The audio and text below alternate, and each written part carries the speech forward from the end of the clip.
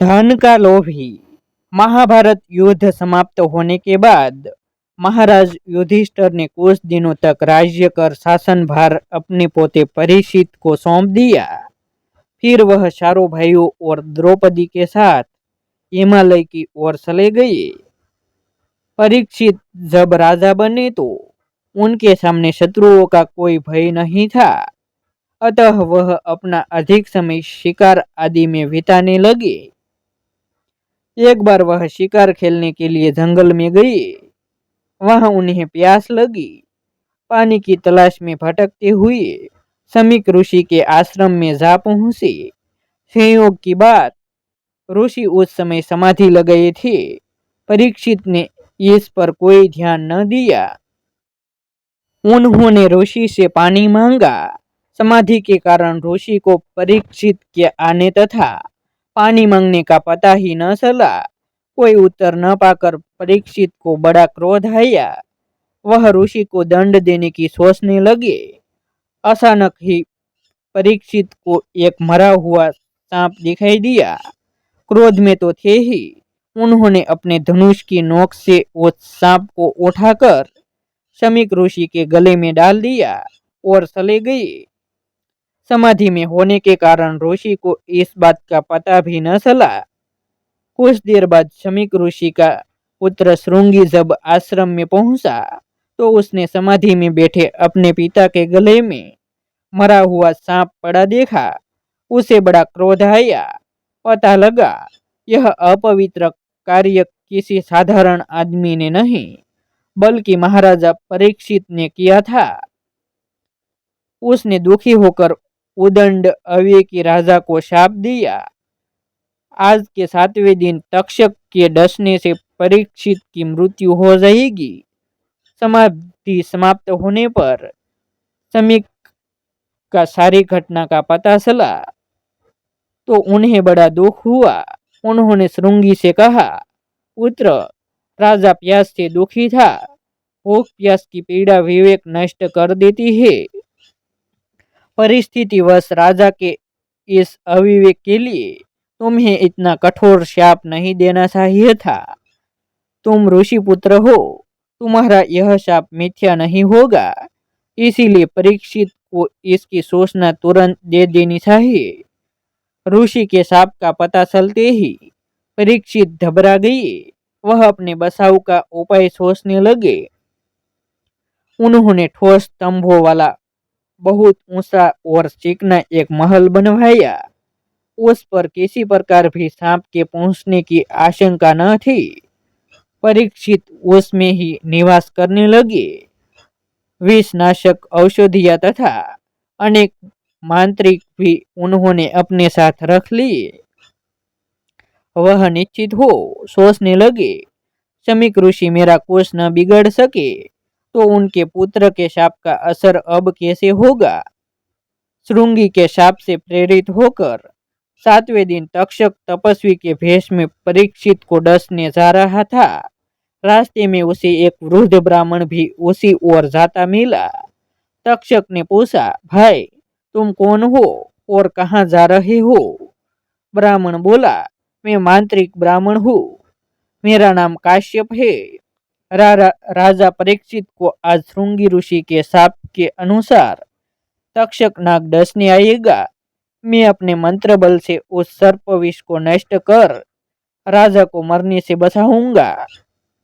इसके बदले मुझे बहुत सा धन मिलेगा। तक्षक का माथा ठनका। बोला, अच्छा, क्या तुम मंत्र बल से किसी मृत को जीवित कर सकते हो। ब्राह्मण बोला, हाँ, किसी विष दुर्घटना से होने वाली अकाल मृत्यु को मैं जीवन में बदल सकता हूँ। मैं सामने के इस वृक्ष को विष दंश से जलाता हूँ। तुम अपने मंत्र बल से इसे हरा कर तो मैं तुम्हारी मंत्र शक्ति को सत्य मानूं। यह कहकर तपस्वी बने तक्षक ने अपनी विष ज्वाला से वृक्ष को जला दिया। ब्राह्मण ने मंत्र से सिद्ध जल के छींटे जब वृक्ष पर फेंके तो वृक्ष में कुंपले फूट गई। तक्षक को बहुत आश्चर्य हुआ। उसने इस मांत्रिक को अपने रास्ते से हटाने की चाल चली। प्रसन्न होकर बोला, मैं अपने तपोबल से ज्यादा शक्तिशाली तुम्हारी मंत्र शक्ति को मानता हूँ, पर यह बताओ, जिस राजा को तुम बसाने जा रहे हो उसके आचरण के बारे में जानते हो? वह बहुत अविवेकी है, सदा ब्राह्मणों, तपस्वियों तथा ऋषियों का अपमान करता है। अपने बुरे व्यवहार के लिए ऋषि से क्षमा मांगने की बजाय उसे भवन में बैठकर तुम जैसे मंत्रियों को की सहायता से ऋषि साहब की खिल्ली उड़ाना चाहता है। तक्षक ने देखा कि उसकी बात का असर मांत्रिक पर हो रहा है। यह आगे बोला, एक बात और सोच लो, तक्षक का विष साधारण नहीं होता, फिर उसके साथ श्रृंगी ऋषि के साप की शक्ति भी है। यह तो तुम भी जानते हो। ऋषि साप बड़ा भयंकर होता है, उसे टाला नहीं जा सकता। कभी कभी भगवान को भी उसे स्वीकार करना पड़ता है। अगर तक्षक के भयंकर विष तथा ऋषि साप के आगे तुम्हारी यह मंत्र शक्ति न चली तो उसका परिणाम बहुत बुरा होगा। धन की बजाय तुम्हें अपनी जान भी गंवानी पड़ सकती है। इसीलिए मेरी राय है, तुम किसी ऋषि साप से टक्कर मत लो। जितना धन तुम्हें वहां से मिलने वाला है उससे अधिक मैं देता हूँ। यह लो और वापस लौट जाओ। काश्यप परिस्थितियों को समझ गया। वह तपस्वी से धन लेकर लौट गया। उधर तक्षक परीक्षित के लिए ले जाने वाले पूजा के फूलों में कीड़े के रूप में प्रवेश कर महल में पहुंच गया। अवसर पाकर उसने परीक्षित को डंस लिया, जिससे उनकी मृत्यु हो गई।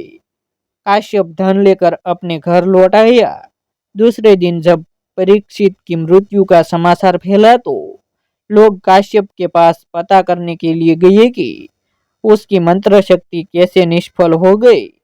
काश्यप ने सारी बात बताई कि किस प्रकार वह वहां बिना गए ही लौट आया। काश्यप के इस आचरण की लोगों ने बड़ी निंदा की। कहने लगे, राजा परीक्षित ब्राह्मणों, साधुओं का अनावश्यक अपमान करते हैं। यह बात तुम्हें पहले ही मालूम थी। अगर तुम राजा की मदद नहीं करना चाहते थे तो जाना ही नहीं चाहिए था।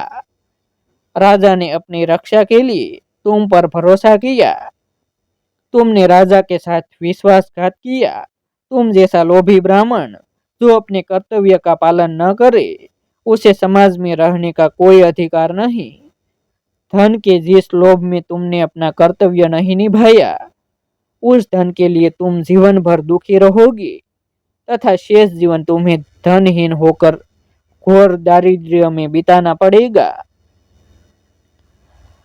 लोभ और विश्वासघात के कारण काश्यप ब्राह्मण को मंत्र का ज्ञान भी विस्मृत हो गया तथा शेष जीवन दीनता तथा लांछन में बिताना पड़ा। ऐसे ही नए नए वीडियो देखने के लिए हमारी यूट्यूब चैनल सब्सक्राइब करें और वीडियो को लाइक करें। फिर मिलते हैं एक नई स्टोरी के साथ। आभार।